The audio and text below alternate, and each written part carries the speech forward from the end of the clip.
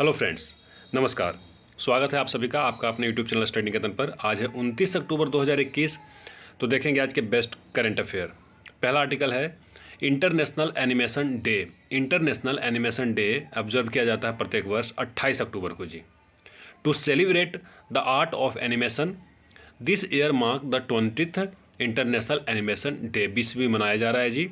Start किया गया था 2002 में by international animated film association ASIFA के द्वारा and international animated film association a member of UNESCO. ये जो है वो यूनेस्को का एक मेंबर है जी।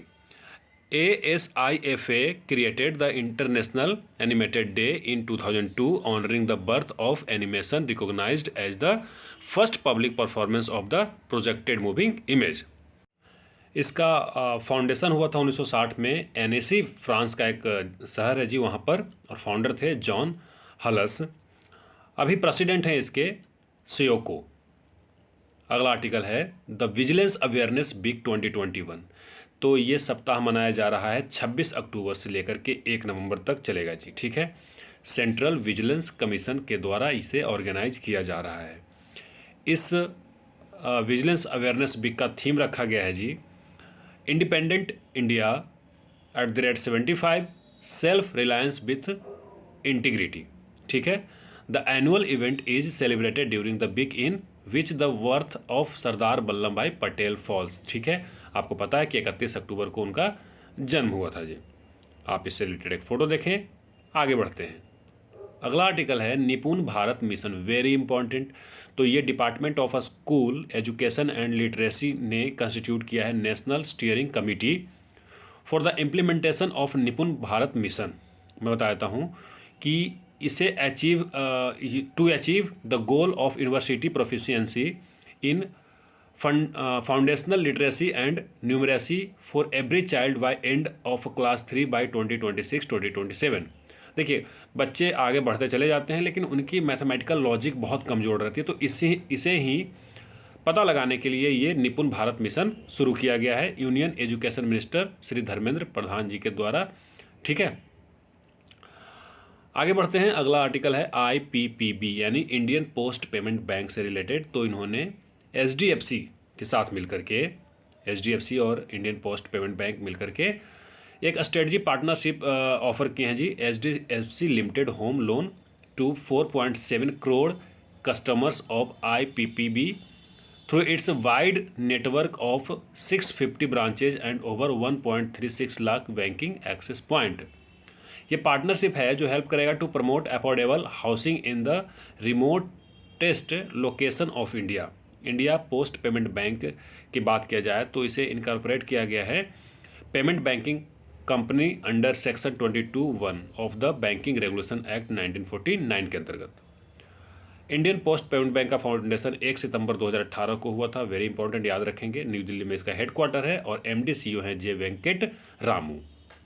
अगला आर्टिकल है 16th East Asia summit, very important. Once again प्रधानमंत्री मोदी ने इसमें पार्टिसिपेट किए हैं, जो कि 16वां ईस्ट एशिया समिट है और वीडियो कॉन्फ्रेंसिंग के जरिए इसमें पार्टिसिपेट किए हैं जी 27 अक्टूबर को। ठीक है, during which the reaffirm India focus on free open and inclusive Indo Pacific and principle of ASEAN centrality in the region. मैं बता देता हूँ पहले कि ये जो ईस्ट एशिया समिट है उसमें कौन कौन से देश हैं। 10 एशियान के कंट्री हैं जी, आपको पता होगा। उसके अलावा India, China, Japan, Republic of Korea, Australia, New Zealand and United state और रसिया भी है जी। ठीक है, ब्रुनेई इस बार इसका होस्ट कर रहा है।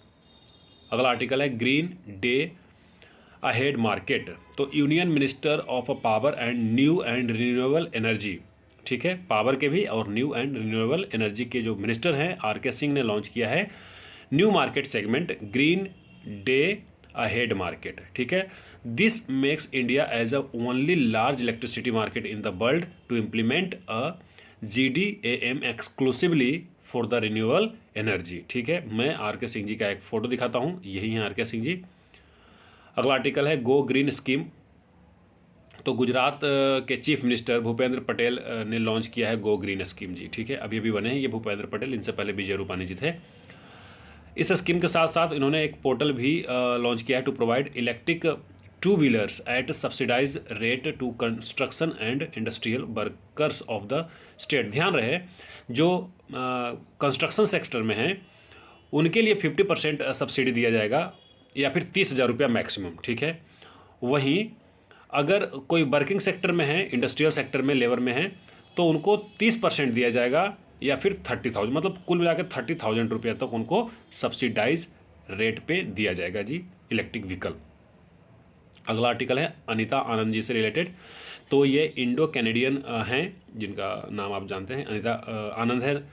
ये बन गए हैं second women to be appoint Canada minister of national defence as a prime minister Justin Trudeau announced his new cabinet. वहाँ के नए कैबिनेट में इनको डिफेंस मिनिस्टर बनाया गया है जी। कनाडा के बारे में बता दूं, ओटावा इसकी राजधानी है और डॉलर यहाँ करेंसी चलता है।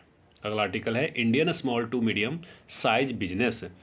तो फ्लोबिज एक neo bank for Indian small to medium sized business है और इन्होंने अनाउंस किया है पद्मश्री विजेता मनोज वाजपेयी जी को एज ए ब्रांड एम्बेसडर, ठीक है। इनका फोटो मैं दिखाऊंगा आपको। He will promote the business को ले सीरियसली, ठीक है। इस कैंपेन को वो प्रमोट करेंगे जी। मैं आपको एक फ़ोटो दिखाता हूँ इनका, बिल्कुल पहचान रहे होंगे आप, यही मनोज वाजपेयी हैं।